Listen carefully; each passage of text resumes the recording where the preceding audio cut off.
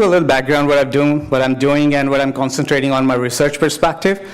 So let's get it started. Before moving forward, I really want to lay a disclaimer here. All the research that we're going to discuss today is totally based on my additional efforts. It's not related to my present or previous employer, just trying to stay afloat on that part.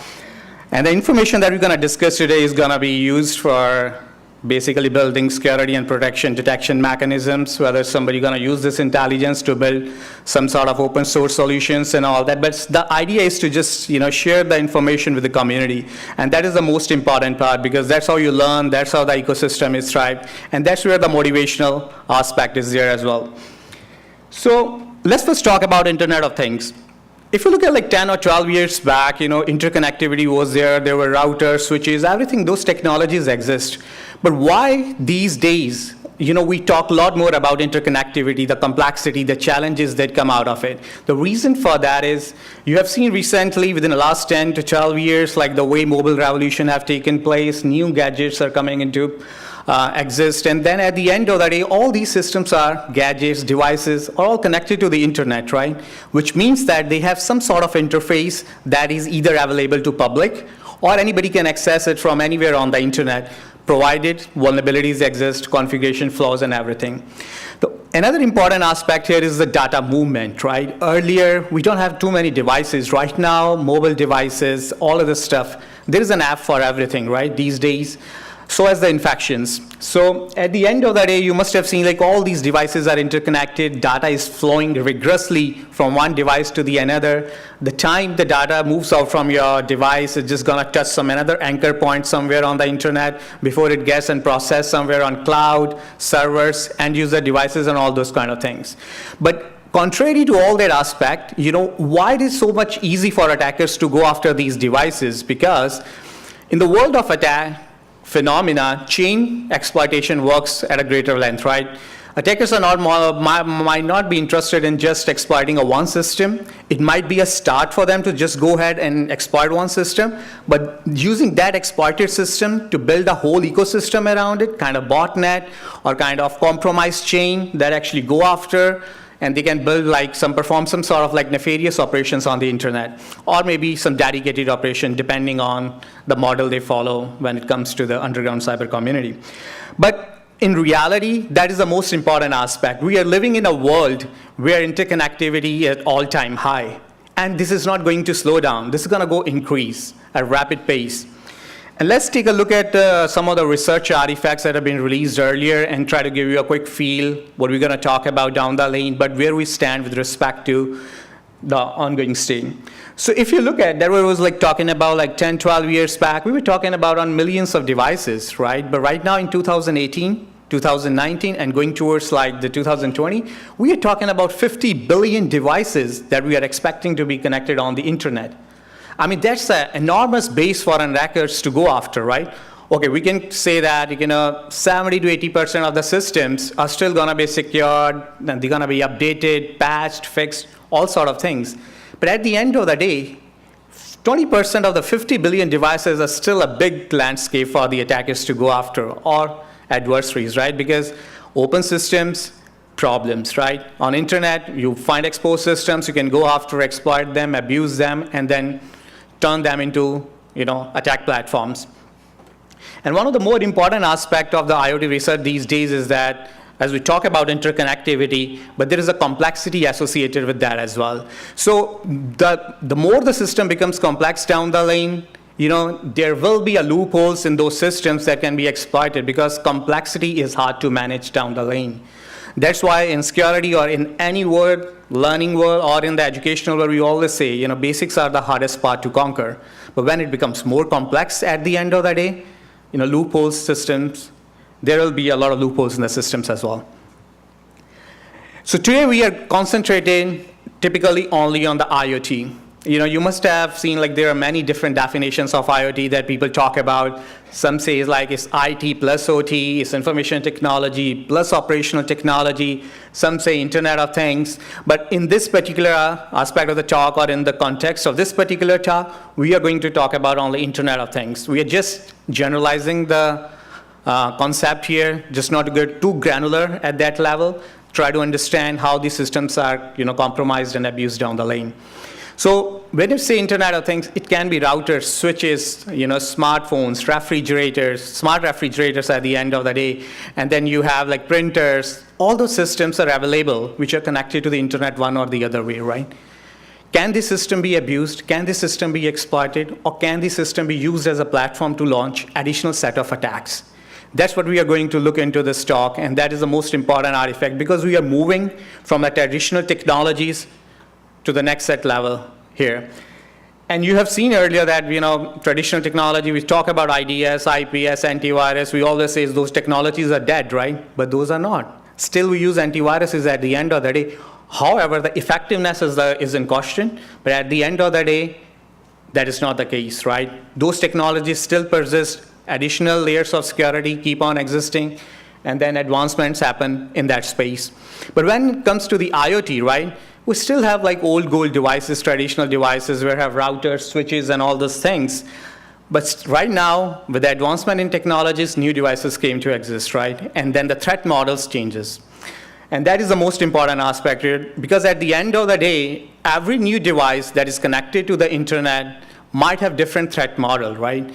And why are we saying threat model? Because in order to understand the way the adversaries are going to abuse those systems or exploit those systems, it is very much important to understand and define the threat model, because that's where we're going to decide the whole workflow execution model, the way attacker is going to target the device in areas like software, firmware, whatever the things that are being used in those devices as system components, how these can be abused and exploited. So in order to get a little bit feel about it, we really need to dissect the device software as well as hardware components at a granular level, which means we need to build threat models around it, try to understand the whole targeted attack scenario.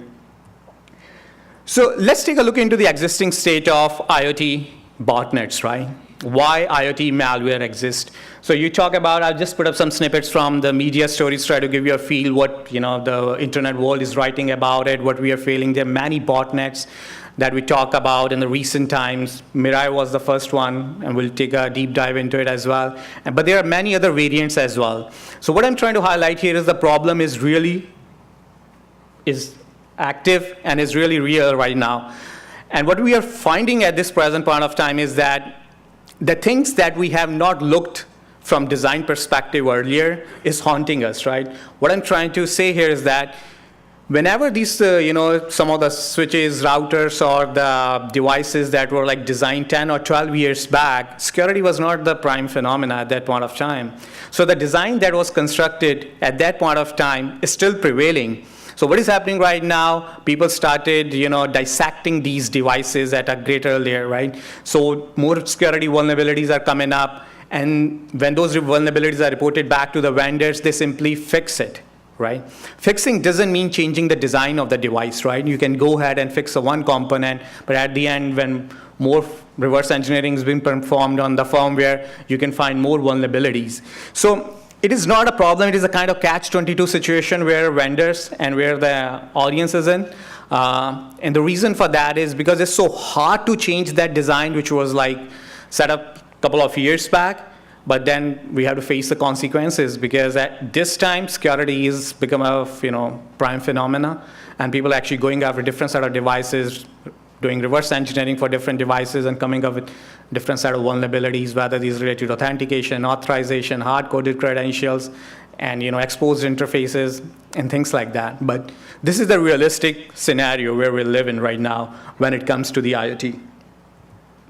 So before moving further, I think it's very important to understand the taxonomy of the IoT code, malicious code, whether it's a botnets or any sort of code which actually basically subverts the integrity of that device.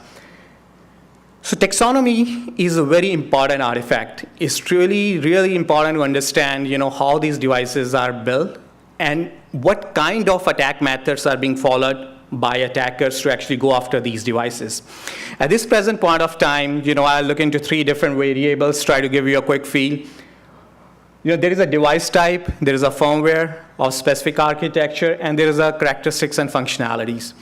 So device type is primarily we are targeting and focusing the research on one specific device.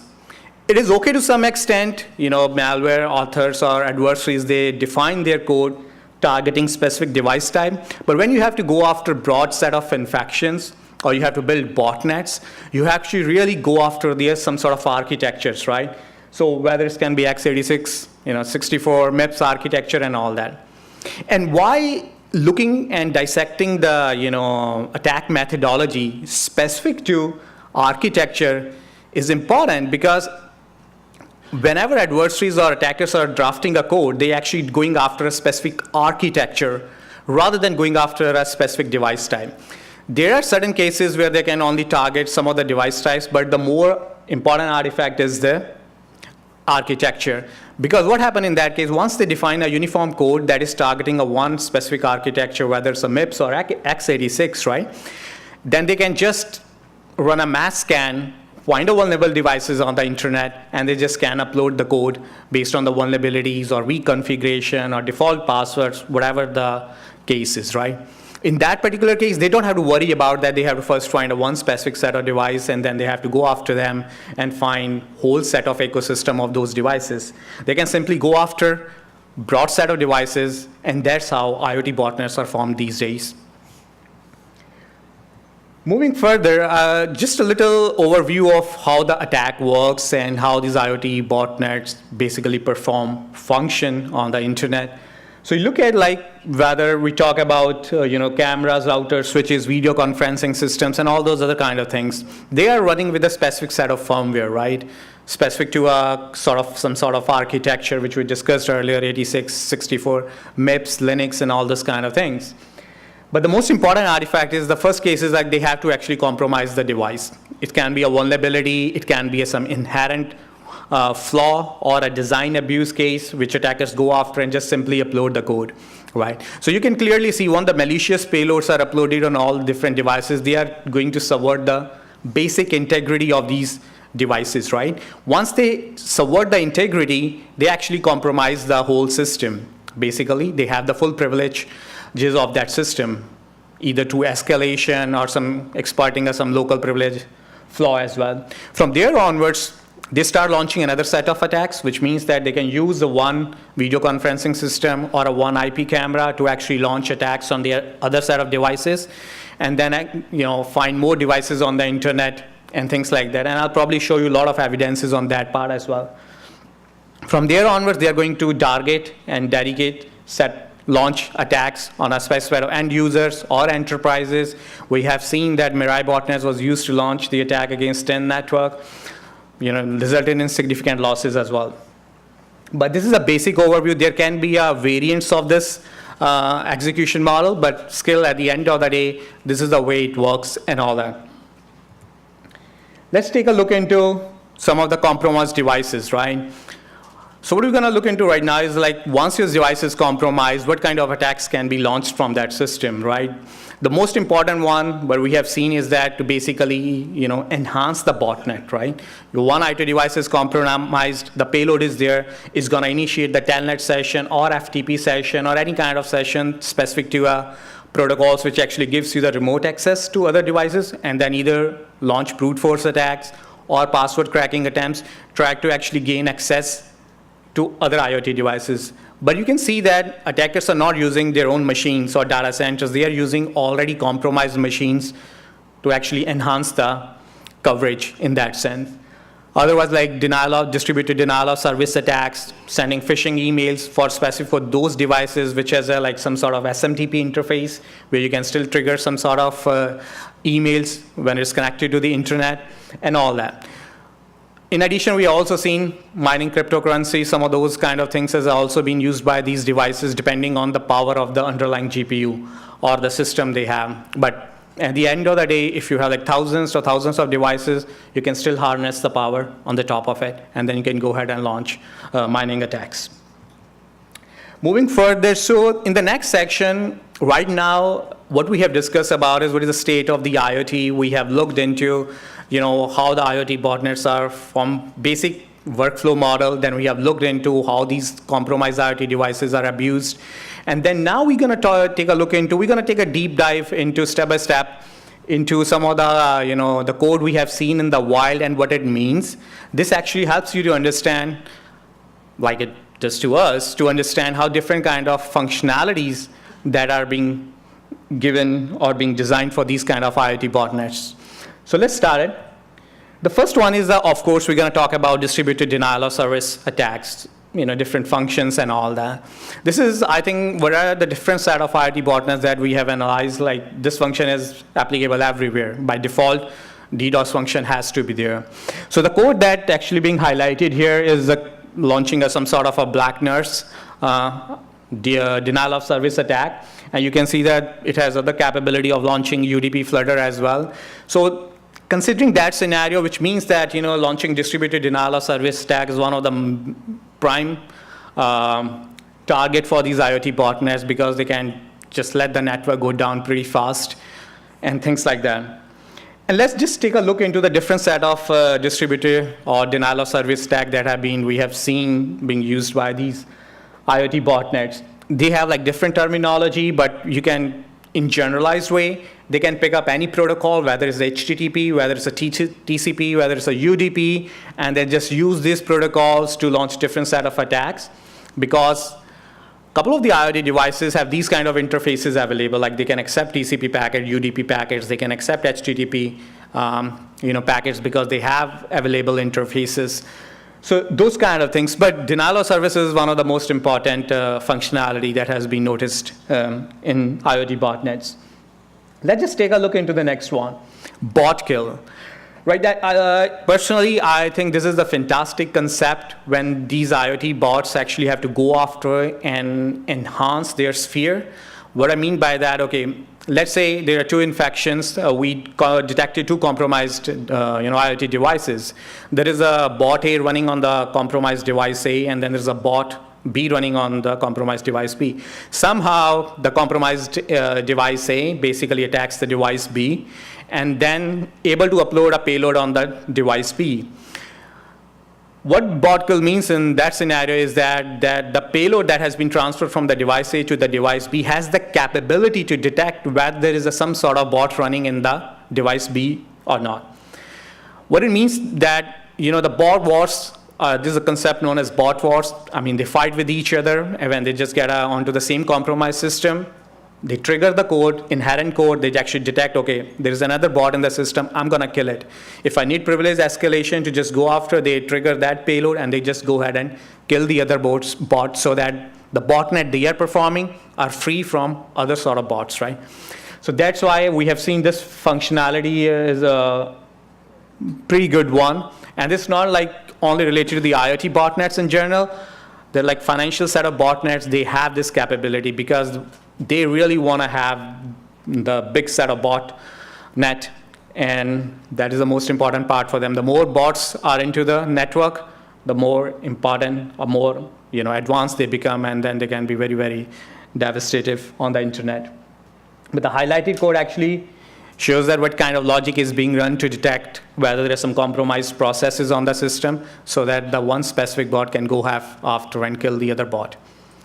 Very fantastic concept when it comes to infections. Another important aspect that we have seen is the system lockup and kill all. What it means by that is that they have this kind of functionality built in. What they go after is that they just simply kill all the processes, clean the system, and let the system reboot, and then they just can reinitiate the infections again, right? And that is also a kind of pretty good functionality, but it's not being heavily used until unless they want to break a certain system, or they just want to feel that, okay, this system has gone out of the reach and we just really want to kill all the processes, let's get it rebooted so that the main bot actually go after and launch other attack to just get it compromised again. And this actually we'll discuss this concept later down when it comes to persistence, so they get a better feel of it, what we mean by system lockup and kill all. Moving forward, reverse shell. I think this is a de facto functionality in majority of the bots. What I mean by that is, let's say you have compromised one specific IoT device, right? The attackers need an access to that device to perform some sort of updates and other things, right? So the payload actually consists of a reverse shell component, which actually listens to a specific socket on that IoT device and actually open up an interface for the attacker or for the attacker to actually go ahead and access the system remotely to perform some operations, cleaning operation, updates, and all those kind of things.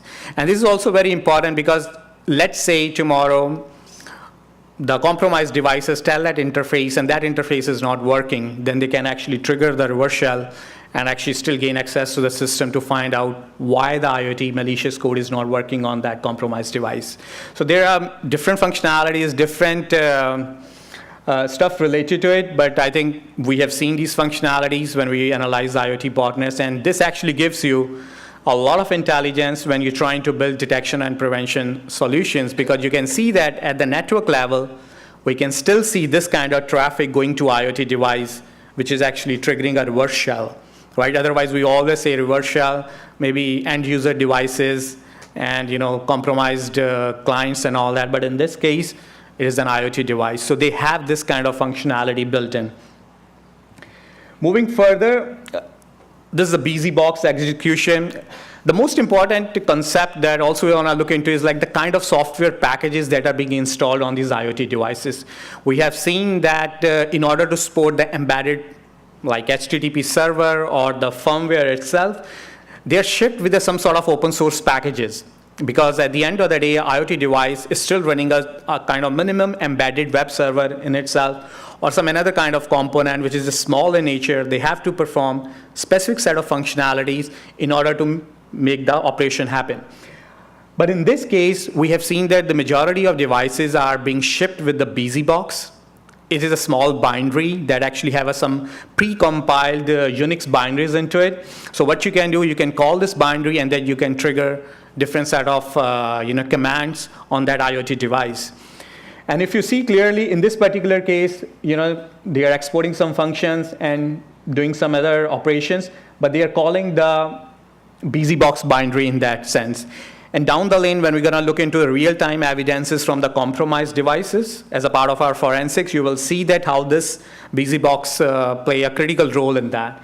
But the important concept here is that some of the pre-compiled and shipped packages are also being abused by the adversaries in this case, because they have the packages available on the device. They just go ahead and utilize those packages and then actually reduce the size of their payload, because they don't have to upload or embed any kind of additional packages in the payload itself, because those packages are already available on the device. So this is a very, very important part here. Moving further, another one is the Dropbox SSH server and a client. Again, I mentioned they still have the capability of reverse shell, but then they have utilized these kind of packages as well. What it means that the payload or the system itself has this package available.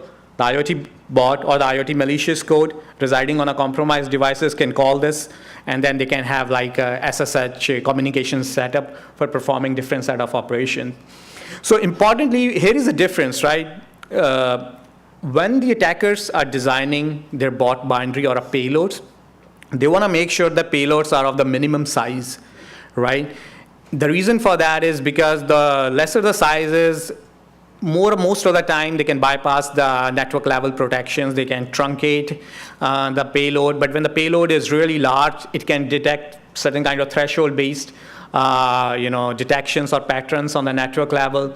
And that's the reason pre-compiled packages in the firmware itself can be a very good standard for them to just go after and call those binary, because those are available. They are being used heavily these days in majority of the IoT botnets. Data encryption, I mean, we all know, encryption is just like to set up anonymity over the data channel or the storage data. Try to make sure that if somebody get an access to that, I'm not able to find it out. Similarly, with an IoT bots, the way their payloads are designed, they have this functionality in order to protect the firmware or the payload from reverse engineering. I mean, they can have little kind of simple XOR operations and all that, which is just not that hard to decrypt or reverse engineer, but we have seen some traces of those as well. But you can clearly see on the bottom there is an XOR encryption being used, just try to say that, okay, if they have embedded like username or passwords on some another kind of information, they can just encode it accordingly or encrypt it accordingly so that you don't find it. But once you reverse engineer the payload, it's just so easy to decrypt or decode it. But we have seen this kind of functionality in the design as well. Again, going back to our taxonomy, which we discussed earlier, we have seen in a couple of bot binaries that they have explicitly specified the architecture, right? So you can see that there will be like x86, 64, MIPS, ARM, and all that. That's why when we discussed about the taxonomy, this was the most important part, right? Because that's how they're gonna run the payloads, like small modules that are available in one of the primary payload. They can detect the architecture. Okay, this system is x86, I'm gonna do this kind of activity. Okay, this system is primarily a Linux one, I'm gonna do some privilege escalation, and then I'm gonna trigger our payloads. But they detect the device type primarily while detecting the architecture. And that is the code actually we've seen in the wild that they do that. And they actually send that information back to the command and control channel as well. And if you look at the code on the side, it's actually sending some sort of build details there as well. Just a generic information, MIRAI botnet, any other set of botnet, they have like simple standard embedded, username and passwords. These can be default passwords and stuff like that, but they have those storage credentials, basically these credentials embedded in them, so that they can just simply launch the attack whenever they open up some kind of session from the compromised IoT device. Now, another important part that we have seen here is that apart from the payloads and all that, sometimes if the attackers want to enhance the functionality or enhance the infection strategy on the compromised IoT devices, they can simply instruct the compromised device to fetch some sort of shell scripts on the fly. And we discussed about that pre-compiled packages that are available on those devices. You can clearly see there is a package called as WGET. This is also available in most of the firmwares that are being used for IoT devices because they are running embedded HTTP web server. So you have WGET, so they call the WGET, fetch the shell script or any kind of advanced payload directly from the internet and then install it on the device. And they can enhance the functionality in that way. And this is being used extensively. So anybody ever analyze IoT botnet down the lane, you will see traces when you perform forensics, log analysis like WGET, BUSYBOX, and the DROPBEAR. You find traces of those packages a lot when you analyze any kind of compromised IoT device. Moving further, there's another different variant of the scripts. That's how they communicate. You can see that whenever they are fetching the resource using WGET, they can set up a resource in an encoded way. They can use obfuscation and things like that so that this won't get detected at the network level. But contrary to that aspect, you can still detect it, but you need to have the intelligence like how IoT devices are being compromised and what they are going after. Moving further, this is the same kill-all functionality where they just simply used in bricking the device. They say, the attackers find out, okay, this device is useless. I'm not going to do anything much with it. Let's just all kill all and then just brick the device, take it off the botnet ecosystem because we don't need it anymore, and then things like that. But this can be somewhat resulting in some sort of permanently denial of service attack, depending on the design of the payload. But this is also a code that is being seen. You can clearly see the shell script is executing change mod, read, write, execute, and sort of different things like that. Similarly, another variant of the same script actually shows that this is being kind of uniform when the attackers want to go after and extend the functionality on the compromised device. So we have seen that in the last 2 or 3 or 4 years, like MIRAI botnet was the first one that came to exist, right? And this botnet was extensively used to trigger distributed denial of service attacks. From last 4 years to this time, we have seen variant of IoT bots that are based on the MIRAI source code. And we're going to see some evidences based that we took from the compromised IoT devices that we were analyzing.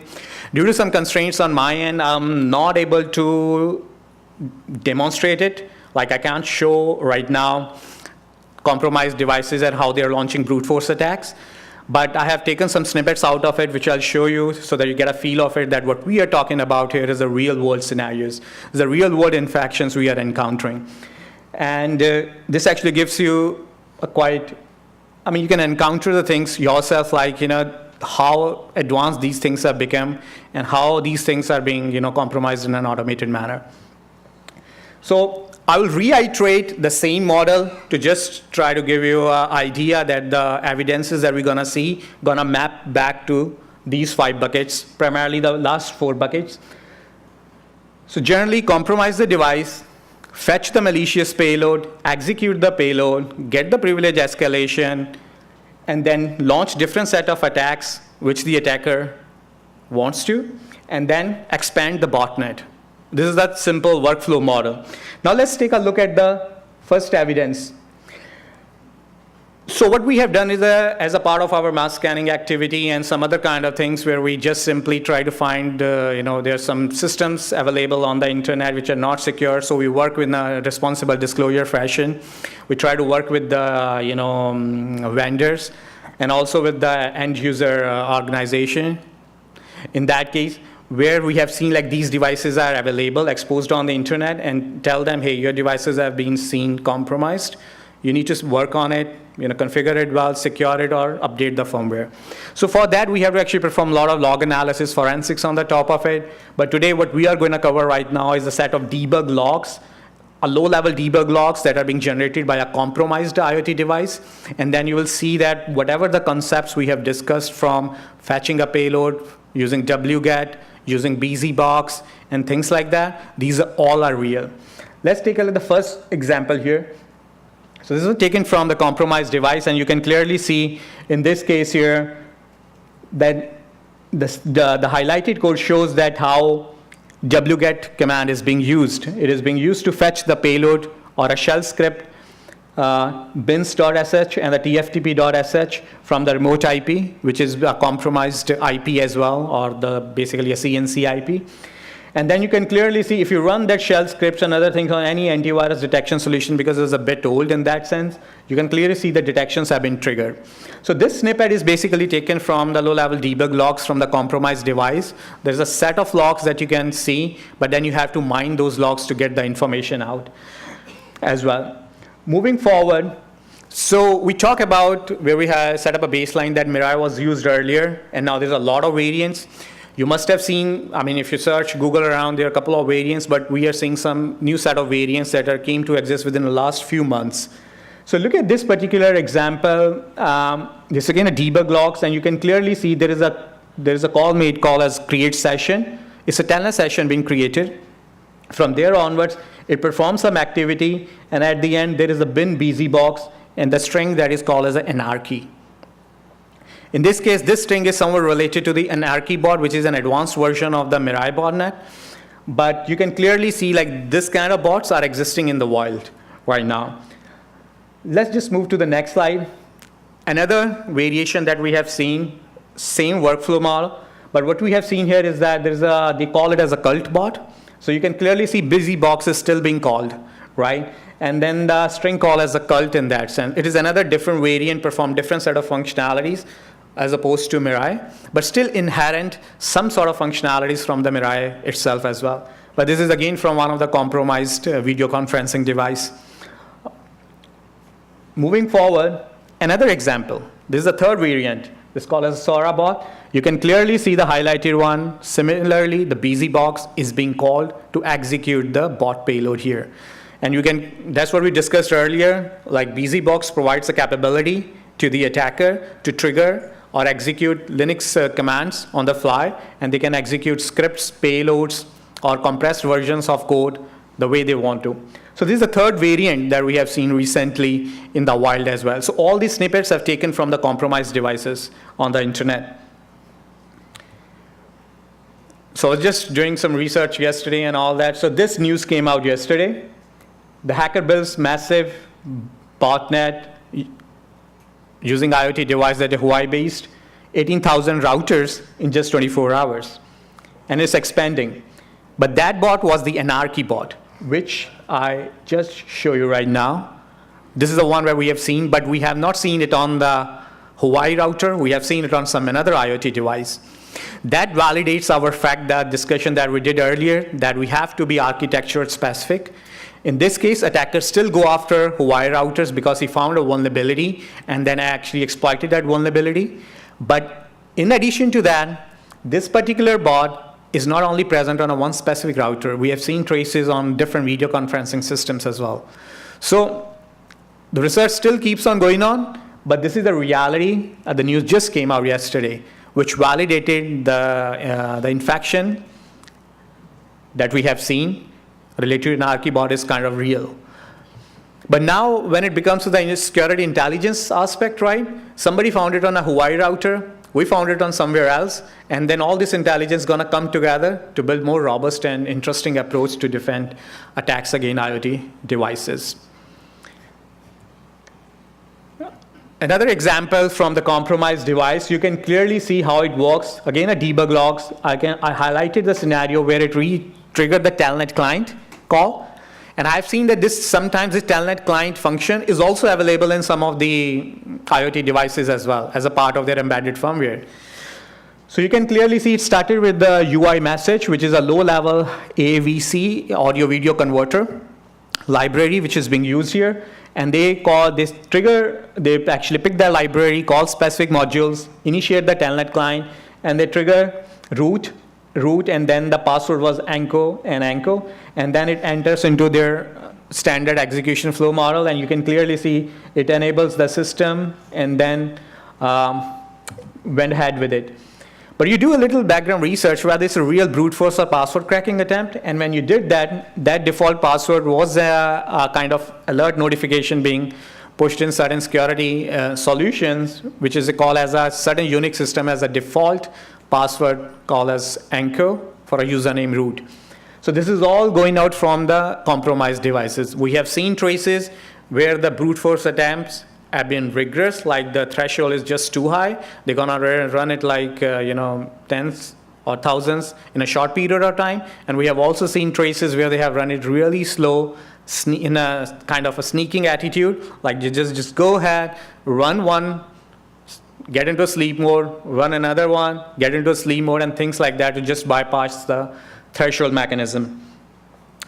But all these examples, evidences have been taken from the real world devices. We are now working with a couple of vendors highlighting whose systems are being infected so that they get a feel of it and try to understand how these systems got infected, what they have to do, and why users are, like administrators who deploy these IoT devices are not paying close attention to appropriate configuration and things like that. But this is all real.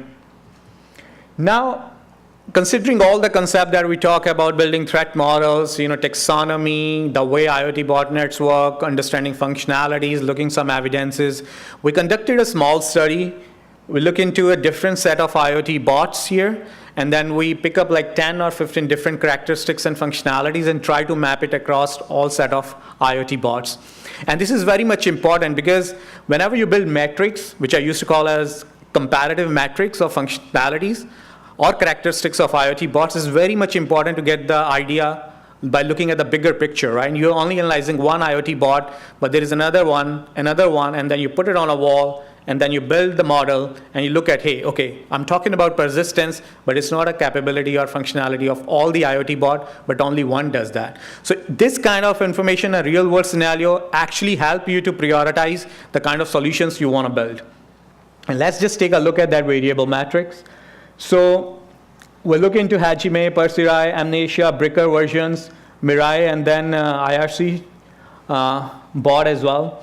So considering we took the the functionalities, like how the CNC architecture is, CNC communication protocol, persistence, of course distributed denial of service capabilities, brute force, kill bot feature, whether they have defensive tactics like restrictive scanning or something, which means that you belong to a specific organization which builds security solutions. Like if the bot or the payload is trying to launch brute force attempts, they're not going to scan that thing. So they put up a filters in the bot itself, don't scan these IPs, because if you're going to scan it, you're going to get detected, and then that's not the kind of botnet they want to build. So they have functionality we call as defensive tactic called restricted scanning, Of course, device bricking. Once and all, just brick the device. It's called as a PDOS, permanent denial of service, IP spoofing, virtual machine detection, and things like that. So we map it across all these 6, or sort of 7 malware IoT botnets. And this actually gives us a lot of interesting information from security intelligence perspective. And you can just go ahead, one can use this information to prioritize what I'm going to go after, whether I want to actually dethrone, want to build some solution, or some filters, or some kind of signatures to only restrict certain set of operations, or I'm going to go full. So these kind of studies are kind of very important to get a uniform view across different malware families. We did that, but then there's another botnet families that are building up, coming up, but at least it actually gives us you a very defined standard to actually go after and look into the bigger picture by building a comparative matrix of different functionalities and operations.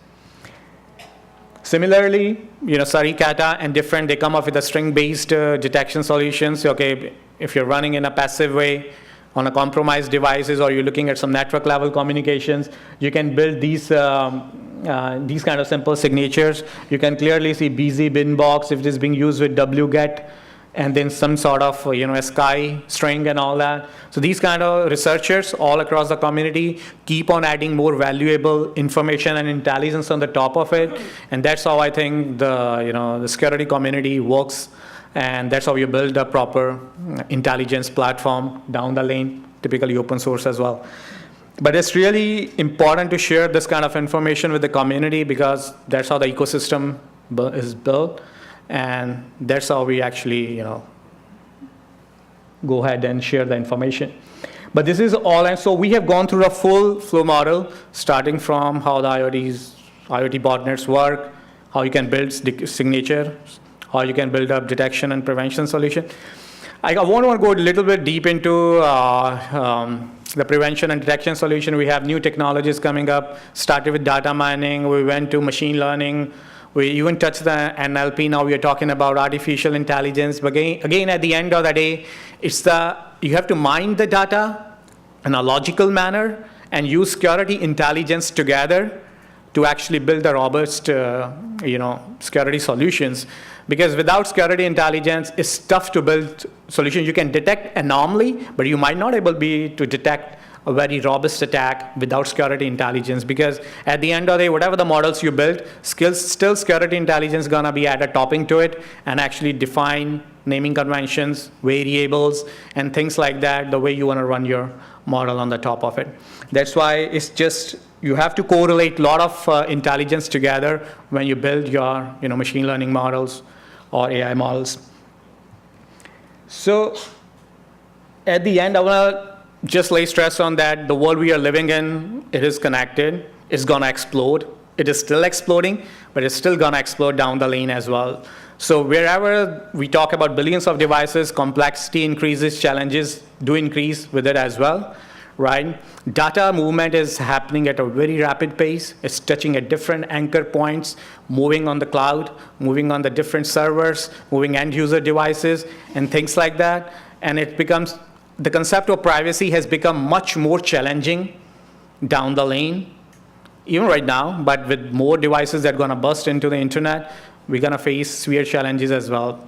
In order to combat that, I think community has to come together, share information, share intelligence at the end of the day, and then we have to keep evolving. Security is never a one-layer process, it's a multi-layer process. That's how we build defense in depth strategies.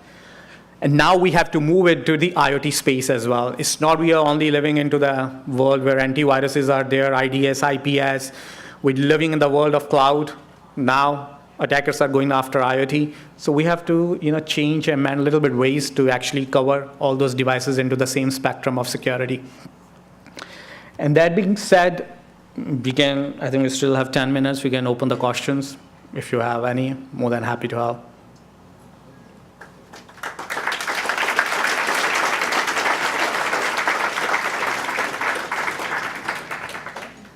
Yeah, sure. Can you read the mic?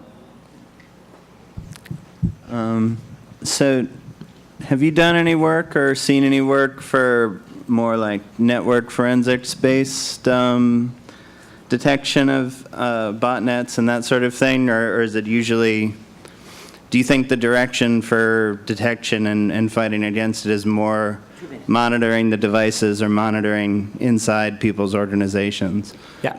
So just want to repeat the question again, just for a quick sec. So I think you're asking for why it is even important to have a network level communication analysis whenever basically the traffic analysis in order to build security intelligence apart from the standard log analysis and forensics on the compromised devices.